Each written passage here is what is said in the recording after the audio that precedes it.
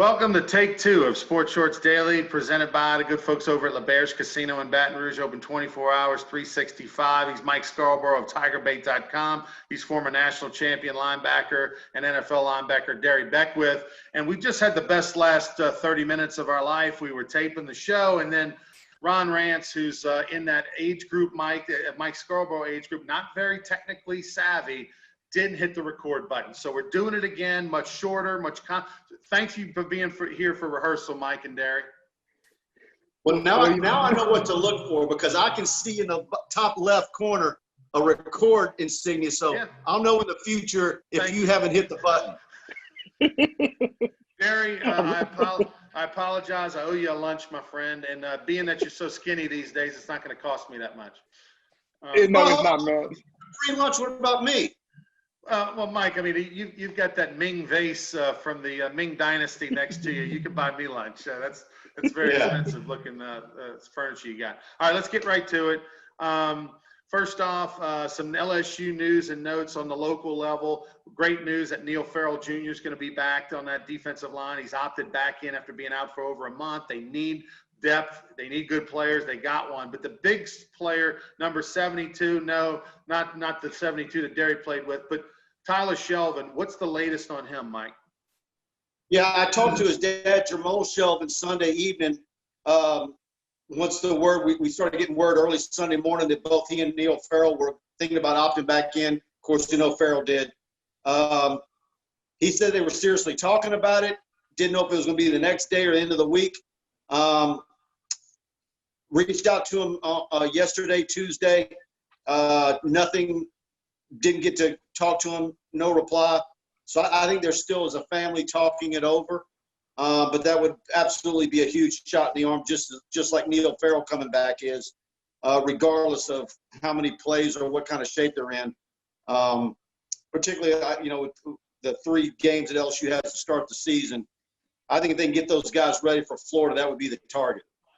Derry, Tyler Shelvin with that big body, 350-ish range, in the 3-4 defense, you put him right there over the center. He plugs up the middle. He eats up blockers, and that's his role. But in the 4-3, a defense very well, won a national championship with Bo Pelini. How do you see him fitting in the 4-3? I believe he has to get in better shape. Obviously, when camp started, Coach Orgeron, biggest thing with him is that he was overweight. Being in a 4-3 defense, your deep tackles are expected to do a lot more. They're expected to get upfield and rush the passer. I played with a guy with Glenn Dorsey who, had more tackles than me. He was very disruptive. He got in the backfield. So this is a buffet for a defensive lineman. Like, if you want to come to LSU and play in a 4-3 defense, it's a buffet where you can go eat and make plays and do everything that you want to do. So Tyler Shelvin, playing in 3-4 the past couple of years, he was a space eater. He took up 2 gaps. But in a 4-3 defense, you're going to be asked to make plays. You're going to be asked to get skinny, split double teams, and make plays and put pressure on the quarterback. And especially in today's game with the offenses, the spread offenses, you're going to be asked to put pressure on the quarterback and cause havoc. So I think he has the ability to do it, has to get in better shape and lose some weight and make sure that he's productive at the level that they want him to be at. Mike, you've been handling recruiting for over 20 years with TigerBait.com. This move from the 3-4 defense to the 4-3 with Bo Pelini, what does that do for recruiting from your experience in Louisiana? Well, one thing I noticed was that it's in what we talked about when we weren't recording was, the 4-3. Take one. Yeah, Derry's it made a great point, and I'll get him to say it again. But it's a boon for defensive linemen. They want to be a part of a 4-3. But I remember back in the day, and of course, Derry was a Baton Rouge guy. Much easier to recruit him to LSU.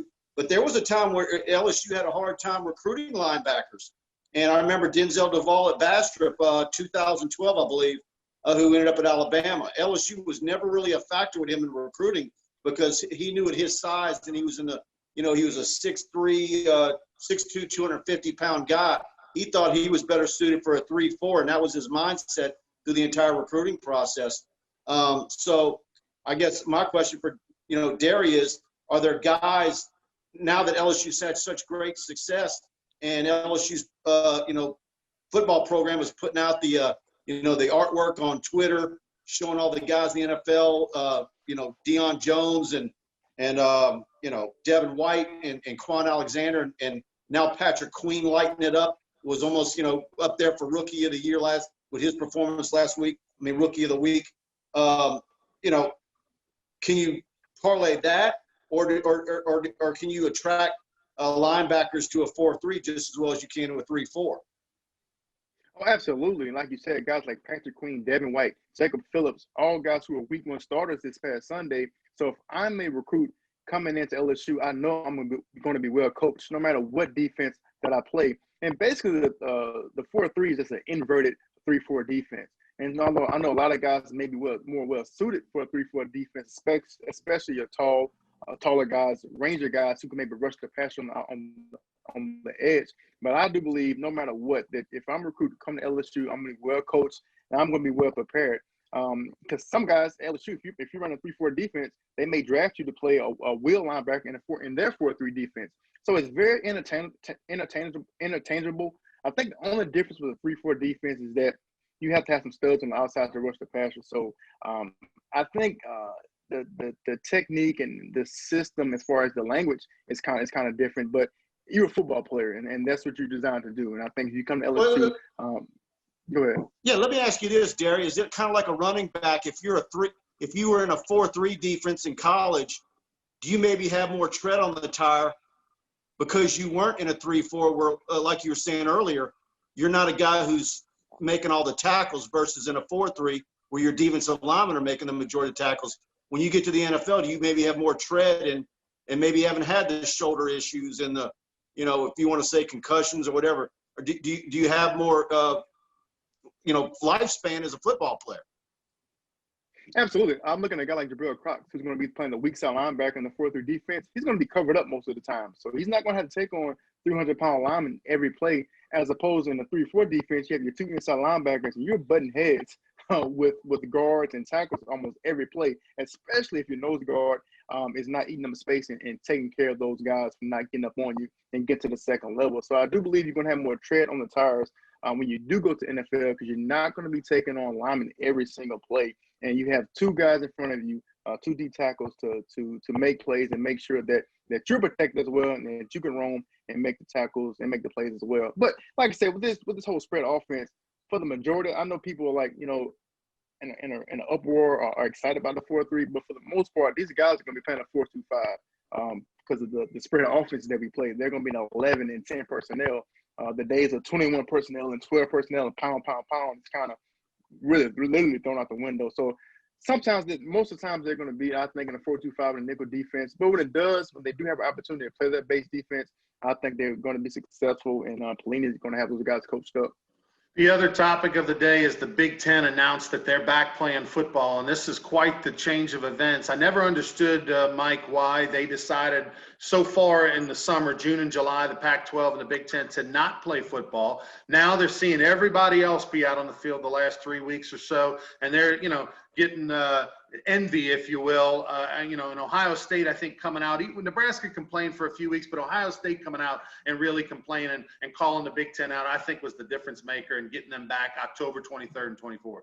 Oh, yeah. Look, one of my guys who runs an Ohio State website up north, he went to the headquarters of the Big Ten that Friday when they were, had the parents out there picketing. And look, I've kind of followed the whole thing, and there has been political issues involved in this whole thing, but I know they're absolutely ecstatic to get to be playing football. And if they get started on the date, we'll find out the number of games and so forth. Now all of a sudden it makes the college football playoff committees, they've got to have a much more positive outlook about what they're going to have to work with when they start debating teams in December. Derry, it's a weird year for everybody, even the leagues that started on time. It's a strange year. And the NCAA has come out and said, hey, we're not taking away this year of eligibility. Basically, this is a free year. If you want to play in the games, it doesn't count against your eligibility. I know at LSU and Ohio State, half the guys have real NFL dreams and aspirations, heck, even more than that. But let's face it, 90% of the college football players around the country realize that college is it for them. you know, if you were a player, if this had happened to you back in 07 when you won the national championship, what would your mindset be like knowing, hey, I got a free year? Would it be like, hey, I want to just sit out and regroup for next year? Or would it be like, hey, I got an opportunity to put some free tape out there for the scouts? For me, if I was playing, I would want to play. When I was coming through, the guys leaving early and entering the draft was kind of not like it was today. I can remember a guy when I played with LaRon Landry, who could have left his junior year. He came back for his senior year. Glenn Dorsey, who could have been a top 5 pick his junior year, came back for his senior year. So I think it's a different age. When I was playing, you wanted to come back for your senior year to improve your draft stock because the money back then was so much different. It wasn't set like it was now. So if you were a first-round pick to a second-round pick or even third-round pick, the money was very huge, a big difference. So for me, if I was in a situation back in 07, I would want to play, like you said, get some free tape and improve my stock and show the scouts what I improved on and how I can maybe improve my draft stock as well. I mean, it's such a weird deal for the Big Ten starting their season so late, October 23rd, 24th. That's a month and a half plus for longer start, which means Happy Valley in December, Derry, not going to be so happy when there's snow on the ground and it's 0 degrees, potentially playing a December home game. Mentally, that's the thing that I want to see. Mentally, how are these guys going to be prepared in their mind? Because you go to these schools for this particular reason. You go to the Ohio States to maybe play at Happy Valley. You go to LSU to play in front of 100,000 plus people Saturday night in Death Valley. That's what attracts you to those schools. So now they have to kind of shift their mindset and get focused mentally. Well, look, I got to be able to prepare and play the same way if 100,000 people are in the stands as opposed to 0. How can I get myself up to make sure that I play at the level that I'm capable of playing at? So that's a challenge for these athletes that they have to overcome. Mike, Big Ten's playing. Will Pac-12 be back? I don't think so. I think with I don't think they can turn that ship around, and now they've got wildfires to contend with. They've got a lot more issues, and shoot, the Big Ten's going to be in a super rush to try and get it done. And I imagine now at this point, I mean, look, they might be reaching out to the SEC and saying, you know, how did y'all get this done? How did you jump this shark? You know, heck, we yesterday just got our email from LSU for media to get credentialed, and I mean, we're 10 days out. So there's a lot of things still left to be figured out. LSU's going to have a walkthrough for game day with the media on Saturday, because this is a whole new arena of how they're going to have to do things. And so I'm assuming I'll see you out there Saturday morning. You will. You can also see Mike Scarborough and read his stuff along with a great staff on tigerbait.com. Only at $1 for the first week, a trial run. And also, Derry, really appreciate your time ×2. Check out Derry Beckwith, of course, doing great work over at State Farm Insurance, and you hear him and see him on all special shows around the Baton Rouge area. Thanks, fellas. You've been watching Sports Shorts Daily, presented by LaBerge Casino. Tomorrow, Playboy Marty will be on, and we'll talk a little NBA basketball with him, as well as Tommy Chrysan will join us as well. Have a great day. Have a good one.